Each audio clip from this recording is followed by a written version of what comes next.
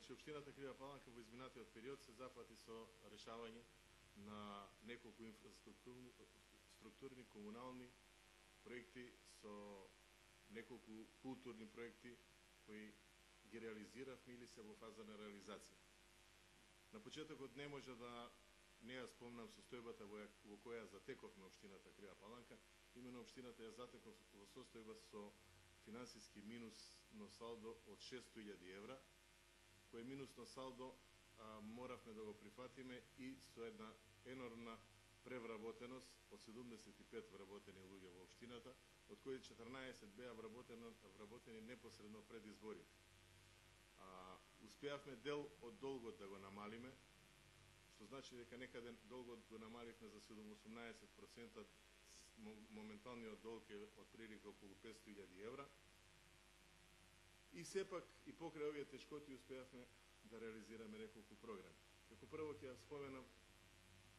го споменам изградбата на локалниот пат за село Дренак, пат со кој би требало да дојдеме до поврзување со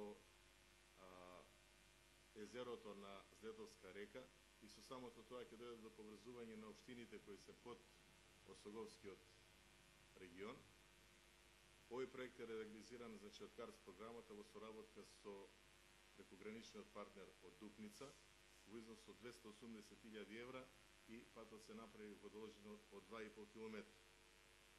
Како градоначалник уште на самиот почеток наредив решавање на сите диви депонии во Крива Паланка и најголемата дива депонија која беше на влезот во градот на магистралниот пат од Република Бугарија кога се иде према градот, од десна страна, од каде што само таа депонија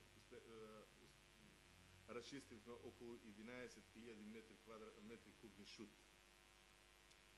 Како друга работа која успеавме да ја завршиме, еден од подолгорочните проблеми, тоа беше проблемот околу отварањето на граничните премини према Република Србија, односно преминот Голема Црцорија Голеш и Огут Трговиште. На овие два премина заедно успеавме да ги поставиме нултите точки во соработка со Министерството за внатрешни работи од Република Македонија и Република Србија, исто така со Министерството за надворешни работи од Република Македонија и Република Србија.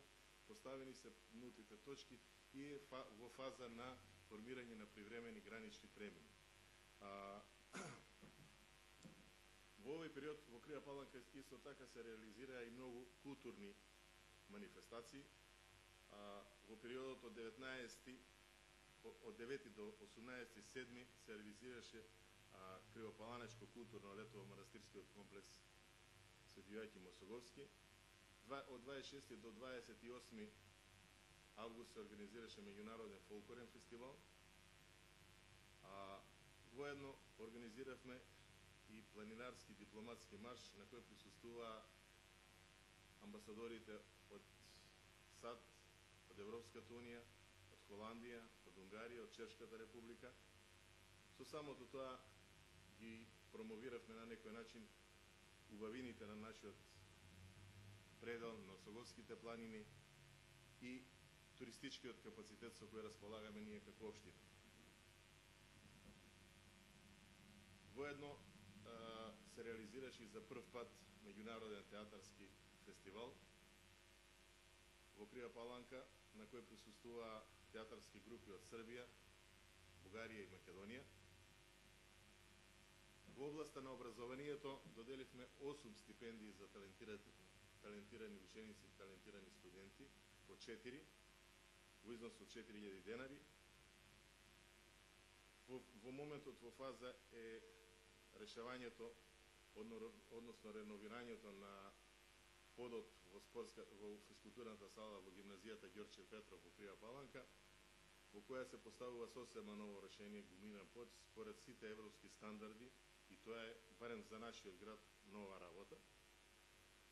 На крајот би сакал да истакнам дека во општината е во тек проектот со кој ќе почнеме со изградба на 9 мини хидроцентрали на двата цевковода од водоводот Калин Камен Крива Паланка и станци Крива Паланка, На едниот се поставуваат 5, на другиот 4 милиони.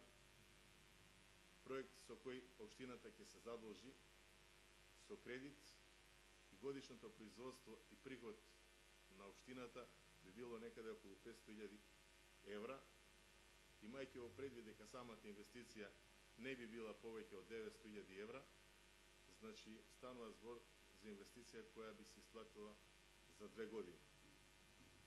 Ние како собрание и како совет на општина донесовме одлука за започнување на реализација на оваа програма, на овој проект, така да во фаза е изготвувањето на идејниот проект, на главниот проект и ќе почнеме постапката со опремување на сите документи што ни треба за да можеме да го реализираме тоа.